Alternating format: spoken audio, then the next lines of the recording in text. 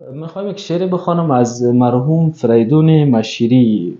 یک شعر تا یک حدی طولانی است، خیلی دوست دارم این شعر را. امیدوار هستم که مورد پسند دوستان قرار بگیره. فریدون مشیری میگه که بی تو مهتاب شبی باز از آن کوچه گذشتم، همه تن چشم شدم خیره به دنبال تو گشتم.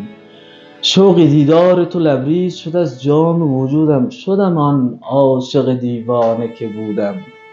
در نهان خانه جانم گل یاد تو درخشید، باغ صد خاطره خندید، عطر صد خاطره پیچید. یادم آید که شبی با هم از آن کوچه گذشتیم، پر گشودیم و در آن خلوت دلخواسته گشتیم. ساعتی بر لب آن جوی نشستیم، تو همه راز جهان ریخته در چشم سیاهت، من همه محو تماشای نگاهت. آسمان صاف و شب آرام، وقت خندان و زمان رام. خوشه ما فرو ریخته در آب، شاخه ها دست برآورده به مهتاب. شب و صحرا و گل و سنگ، همه دل داده به آواز شباهنگ.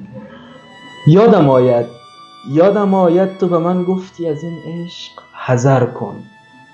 یادم آید تو به من گفتی از این عشق حذر کن، لحظه چند بر این آب نظر کن. آب آینه عشق گذران است، تو که امروز نگاهت به نگاهی نگران است، باش فردا که دلت با دیگران است. تا فراموش کنی چندی از این شهر سفر کن.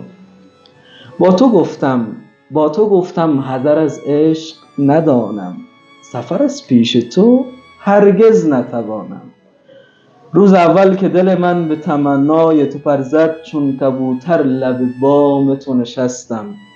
تو به من سنگ زدی، من نرمیدم نگذستم، باز گفتم که تو صیادی و من آهوی دشتم. تا به دام تو درفتم همه جا گشتم و گشتم، حذر از عشق ندانم، سفر از پیش تو هرگز نتوانم. اشک از شاخه فرو ریخت، مرغ شب ناله تلخی زد و بگریخت. اشک در چشم تو لرزید، ماه بر عشق تو خندید. یادم آید که دیگر از تو جوابی نشنیدم. پای در دامن اندوه کشیدم، نگذستم نرمیدم. رفت در ظلمت غم آن شب و شب‌های دیگر هم. نگرفتی دیگر از عاشق آزرده خبر هم، نکنی دیگر از آن کوچه گذر هم. بی تو اما به چه حالی من از آن کوچه گذشتم.